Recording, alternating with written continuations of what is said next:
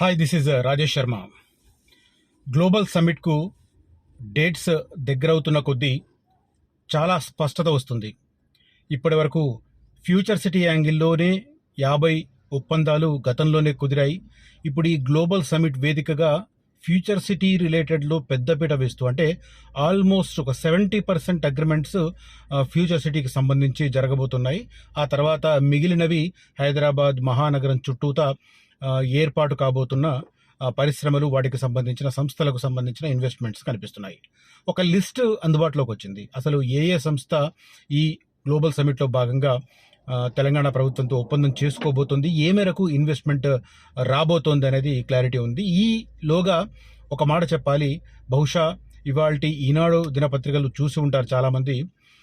చాలా స్పష్టంగా 3 ట్రిలియన్ల ఆర్థిక వ్యవస్థను 2040 కల్లా సాధించడం సాధ్యమేనా అన్నది ఒక ఫైనాన్షియల్ ఎక్స్పర్ట్ అనాలిసిస్ వచ్చింది చాలా క్లియర్గా. అంటే ఏ రకంగా ప్రణాళిక వేసుకుంటే అనుకున్న లక్ష్యాన్ని చేరుకునే అవకాశం ఉంటుంది అనేది అందులో చాలా స్పష్టంగా ఆయన ఎక్స్పర్ట్, ఆర్థిక రంగ నిపుణుడు ఎక్స్ప్లెయిన్ చేసిన పరిస్థితి. సో ఈ రకంగా ఒక రైట్ డైరెక్షన్లో వెళ్ళడానికి, రైట్ విజన్ డాక్యుమెంట్ను రూపొందించడానికి, దాన్ని వెలువరించడానికి ఈ గ్లోబల్ సమ్మిట్ను ఒక వేదికగా చేసుకుంది తెలంగాణ ప్రభుత్వం. ముఖ్యమంత్రి రేవంత్ రెడ్డి ఆల్మోస్ట్ గత 10-12 రోజులుగా ఎవ్రీడే ఒక్కొక్క డిపార్ట్మెంట్ను, అంటే వచ్చే 22 సంవత్సరాలలో ఆయా ప్రభుత్వ శాఖలు సాధించాల్సిన లక్ష్యాలను ఒక విజన్ డాక్యుమెంట్ రూపంలో ప్రిపేర్ చేశారు. ఆ సంబంధిత అధికారులతో భేటీ అవ్వడం, సంబంధిత మంత్రిని కూర్చోబెట్టుకొని భేటీ అవ్వడం, ఒక డాక్యుమెంట్ని ప్రిపేర్ చేయడం, ఆ తర్వాత దాన్ని ఒక క్రోడీకరించి ఫైనల్ డాక్యుమెంట్ రూపంలో డిసెంబర్ 9వ తేదీన తెలంగాణ రైజింగ్ 2047 విజన్ డాక్యుమెంట్ని రిలీజ్ చేయబోతున్నారు. అయితే ఒప్పందాలలో భాగంగా ఇప్పటి వరకు ఉన్న సమాచారం ప్రకారం దాదాపు 2400 మందికి కంపెనీలు కావచ్చు, అదే రకంగా రకరకాల ఇన్ఫ్లుయెన్స్డ్ వ్యక్తులకు ఇన్విటేషన్స్ పంపింది ప్రభుత్వం.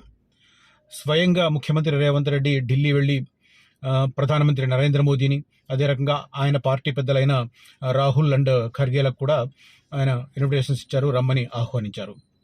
ఆ తర్వాత ఒక్కొక్క మంత్రిని ఒక్కో రాష్ట్రానికి వెళ్ళి ఆ రాష్ట్రానికి సంబంధించిన ముఖ్యమంత్రిని కూడా ఇటువైపు, అంటే ఫ్యూచర్ సిటీ వైపు ఆకర్షింప చేయడానికి ఆ వేదికగా, ఫ్యూచర్ సిటీ వేదికగా ఈ గ్లోబల్ సమ్మిట్ నిర్వహిస్తూ అక్కడ ఏర్పాట్లు ఒకవైపు కొనసాగుతూనే ఇంకోవైపు అధిరత మహారథులను ఆహ్వానించేందుకు ప్రణాళిక రచించారు. దానికి అనుగుణంగా సాగింది. ఇప్పుడు లేటెస్ట్ నేను ఈ వీడియోలో చెప్పబోతుంది ఏంటంటే, ఏ సంస్థ ఇప్పటి వరకు సూత్రప్రాయంగా ఒప్పందం చేసుకోవడానికి రంగానికి సిద్ధమైంది, డాక్యుమెంట్ అంటే ఆ ఒప్పందానికి సంబంధించిన డాక్యుమెంట్ ప్రిపరేషన్లో ఉంది అనే వివరాలు నేను చెప్తాను. సో వీడియో స్కిప్ చేయకుండా మొత్తం చూడండి. మొత్తం వీడియో చూస్తే మీకు చాలా స్పష్టంగా ఉంటుంది. తర్వాత ఫ్యూచర్ సిటీలో ఫస్ట్ 5 ఏళ్లలో డెవలప్మెంట్ అయ్యే ఏరియాను గుర్తించి, అందులో కూడా ఎక్కువ ఎంప్లాయ్మెంట్ వచ్చే ఏరియాను గుర్తించి ఇన్వెస్ట్ చేయండి, బాగుంటుంది. లేదా ఆకర్షణ రూపంలో జరగని వాటిని జరుగుతున్నట్టుగా ఊహించుకొని, తర్వాత ప్రభుత్వ సంస్థలు వస్తున్న ఏరియాలు చూసుకొని యాక్టివిటీ ఇక్కడ కనిపిస్తుంది కదా అని చెప్పి అక్కడ ఇన్వెస్ట్ చేస్తే మాత్రం ఖచ్చితంగా ఇబ్బంది పడతారు. ఎక్కువ ప్రైవేట్ ఎంప్లాయ్మెంట్ వచ్చే చోట మాత్రమే అద్భుతమైన ప్రగతి ఉంటుంది, అద్భుతంగా ల్యాండ్ అప్రిషియేషన్ ఉంటుంది. ఇది గ్రహించి నేను చెప్పిన దాంతో ఏకీభవిస్తే నేను సజెస్ట్ చేసిన వాటిలో ఇన్వెస్ట్ చేయండి. దాంతోపాటు మహేశ్వరం ప్రాంతానికి ఒక రియల్ బూమ్ వచ్చే రకంగా లేటెస్ట్ డెవలప్మెంట్ చోటు చేసుకుంది. జిందాల్ స్టీల్స్ ఏదైతే ఉందో, JSW సంస్థ అమెరికన్ సంస్థతో కలిపి టెక్నాలజీ ట్రాన్స్ఫర్ కింద డ్రోన్స్ నిర్మాణం, అది కూడా భారత రక్షణ వ్యవస్థలో ఉపయోగించే పరంగా వర్టికల్గా ఎగిరే డ్రోన్ల రూపకల్పనకు సంబంధించి ఒక ప్రాజెక్టు ప్రారంభమైంది. శంకుస్థాపన కార్యక్రమాలు, నిర్మాణ కార్యక్రమాలు జరుగుతున్నాయి. ఏడాదిలోగా ఉత్పత్తి ప్రారంభించాలని చెప్పి లక్ష్యంగా పెట్టుకున్నారు. 16 ఎకరాలలో ఏర్పాటు కాబోతున్న ఈ పరిశ్రమలో డైరెక్ట్గా 300 మందికి, ఇండైరెక్ట్గా 1500 మందికి ఉపాధి కల్పన జరుగుతుందని ప్రకటించున్నారు. ఇది మహేశ్వరం ఏరియా రియల్ ఎస్టేట్ రంగానికి ఒక భూమిగా చెప్పుకోవచ్చు. ఆ పరిశ్రమ ఎక్కడైతే ఏర్పాటవుతుందో, ఎలక్ట్రానిక్స్ మ్యానుఫ్యాక్చరింగ్ క్లస్టర్, ఆ క్లస్టర్ కు కేవలం 1 కిలోమీటర్ దూరంలో ఈ పర్టికులర్ ఆ మధ్యలో, అంటే క్లస్టర్ మధ్యలో ఉన్న ఈ JSW ప్లాంట్ కు 1.5 కిలోమీటర్ దూరంలో మా వెంచర్ ఉంది, HMDA రెరా సర్టిఫైడ్ వెంచర్ ఉంది. అద్భుతమైన అప్రిషియేషన్ రావాలంటే ఖచ్చితంగా దానిలో ఇన్వెస్ట్ చేయమని చెప్పి సజెస్ట్ చేస్తున్నాను. సో కనిపిస్తున్న నంబర్లో నన్ను కాంటాక్ట్ చేయవచ్చు. ఇక ఈ ఒప్పందాల విషయానికి వస్తే చాలా స్పష్టంగా మనకు కనిపిస్తున్నది ఏంటంటే, బహుళ రంగాలు, భారీ పెట్టుబడులు అన్న వివరాలతో మనం చూస్తున్నాం. విద్య, నైపుణ్యం, క్రీడా, పర్యాటక, పారిశ్రామిక సంస్థల ఆసక్తి, సుమారు 90కి పైగా MOUలకు ఏర్పాటు. ఇప్పటి వరకే, ఇంకా ముందు పెరుగుతుంది. ఇవాళ నేను ఇది రికార్డ్ చేస్తున్న time 5th. 5th December. So 5th December నాటికి మాత్రమే ఈ ఇన్ఫర్మేషన్ చెప్తున్నాను. ఇంకా 4-5 రోజుల్లో ఇంకా ఈ నంబర్ పెరిగే అవకాశం ఉంది. వేదిక కానున్న తెలంగాణ రైజింగ్ గ్లోబల్ సమ్మిట్ సుమారు 90కి పైగా ఎంఓయూలకు ఏర్పాట్లు కనిపిస్తున్నాయి. తెలంగాణలో భారీ పెట్టుబడులు పెట్టేందుకు పలు రంగాలకు చెందిన దిగ్గజ కంపెనీలు ఆసక్తి కనబరుస్తున్నాయి. విద్య, నైపుణ్య, క్రీడా, పర్యాటక, పారిశ్రామిక రంగాల్లో వేల కోట్ల పెట్టుబడులకు సంబంధించి సుమారు 90కి పైగా పరస్పర అవగాహన ఒప్పందం ఎంఓయూలు కుదుర్చుకునే అవకాశం ఉంది.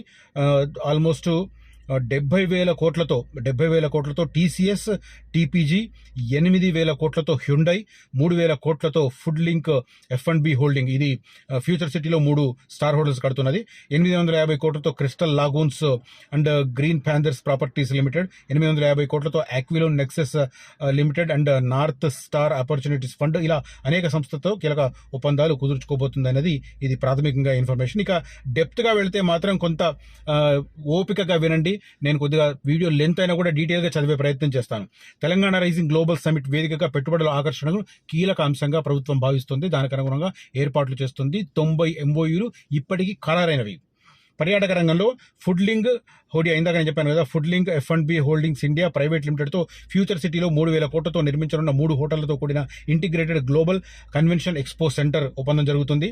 వంతారా రిలయన్స్ గ్రూప్తో, ఇది కూడా ఫ్యూచర్ సిటీ రిలేటెడే, వంతారా రిలయన్స్ గ్రూప్తో వన్యప్రాణి సంరక్షణ కేంద్రం and night safari, Ajay Devgan film స్టూడియోతో film city, IIFS film in Telangana కార్యక్రమంపై ఒక భాగస్వామ్యం. తర్వాత టోనీ బ్లెయిర్, యూకే మాజీ ప్రధాని ఇన్స్టిట్యూట్ ఏదైతే ఉందో టోనీ బ్లెయిర్ ఇన్స్టిట్యూట్, పర్యాటక శాఖ కలిసి PMU స్థాపిస్తున్నారు. దానికి సంబంధించిన ఒప్పందం కుదరబోతుంది.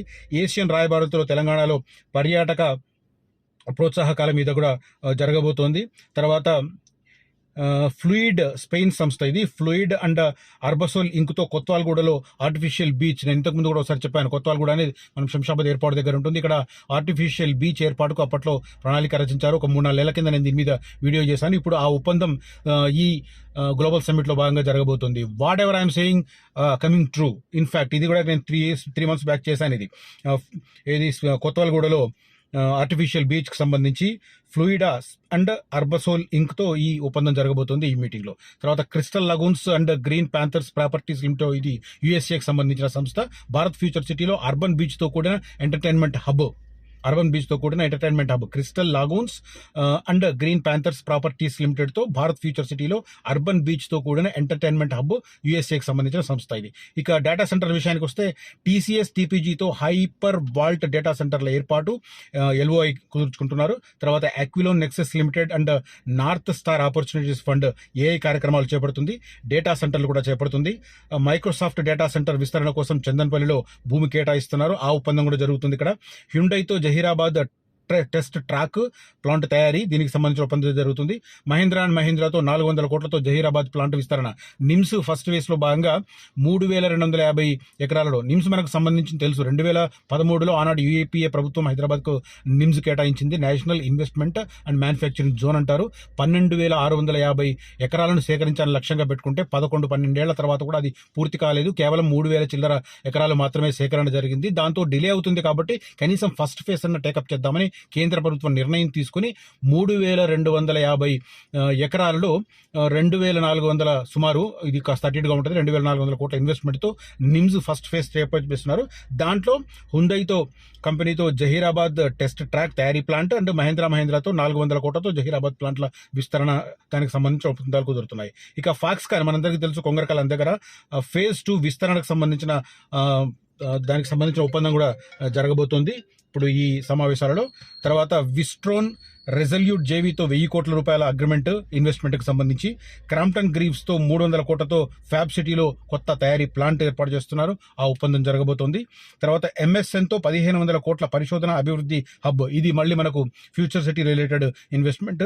బయాలజికల్ ఈతోతో 200 కోట్ల పరిశోధన అభివృద్ధి, ఇది కూడా ఫ్యూచర్ సిటీలో లైఫ్ సైన్సెస్ హబ్లో ఏర్పాటు కాబోతుంది. Brilliant bio Varaprasad life sciences, ఇది కూడా ఫ్యూచర్ సిటీలో లైఫ్ సైన్సెస్ హబ్లో ఏర్పాటు కానున్న సంస్థ. గతంలో 6 కంపెనీలతో ఒప్పందాలు జరిగినాయి. ఇప్పుడు మళ్ళీ ఈ 3 కంపెనీలతో ఈ లైఫ్ సైన్సెస్ హబ్ ఫార్మాసిటీకి సంబంధించి ఫ్యూచర్ సిటీలో జరగబోతున్న డెవలప్మెంట్ MOU ఇది. ఇక ఇంకొకటి ఏంటంటే యూనిలివర్తో సీతారాంపూర్లో కొత్త తయారీ ప్లాంట్, UAEతో విమానాశ్రయానికి సమీపంలో లూలు హైపర్ మాల్ కూడా కన్స్ట్రక్ట్ చేయబోతున్నారు. ఈ ఒప్పందాలు కూడా జరుగుతున్నాయి. ఇక జపాన్ గ్రూప్ ఏదైతే ఉందో లిక్సిల్ గ్రూప్లో 150 కోట్ల ఇన్వెస్ట్మెంట్ హౌసింగ్ ఎక్విప్మెంట్ తయారీకి సంబంధించిన జరుగుతుంది. టీసీసీఐ కొంగరకలాన్లో, తైవాన్ కంపెనీ ఇది. టీసీసీఐ అనేది తైవాన్ కంపెనీ. కొంగరకలాన్ సమీపంలో తైవాన్ మినీ ఇండస్ట్రియల్ పార్క్ ఏర్పాటుకు సంబంధించిన ఎంఓయూ కూడా ఈ గ్లోబల్ సమ్మిట్లో జరగబోతోంది. సెంబ్ కార్ప్ సింగపూర్తో పరిశ్రమల పార్క్. ఇది నేను 2-3 డేస్ బ్యాక్ వీడియోలో కూడా చెప్పాను. వీళ్ళు 1000 ఎకరాలు గారు. ఇదేంటంటే గ్రూప్ ఆఫ్ కన్సార్షియం లాగా ఉంటుంది. వివిధ కంపెనీలకు సంబంధించి మొత్తం 1000 ఎకరాలు కేటాయిస్తే వాళ్ళు ఆ కన్సార్షియంలో ఉన్న కంపెనీలతో పాటు అక్కడ ప్లాంట్లు ఏర్పాటు చేయడానికి ఒప్పందం. ఈ గ్రూప్ ఆఫ్ కంపెనీస్ తరపున సెంబ్ కార్ప్ అనేది లీడ్ చేస్తుంది. రాష్ట్ర ప్రభుత్వంతో సంప్రదింపులు జరుపుతుంది. అవి ఒక కొలిక్కి వస్తున్నాయి. సో దానికి సంబంధించిన అగ్రిమెంట్ కూడా ఈ గ్లోబల్ సమ్మిట్లో జరగబోతుంది. తర్వాత Trump media and tech group Rubidex కూడా ఫ్యూచర్ సిటీలో పెట్టుబడి పెడుతుంది.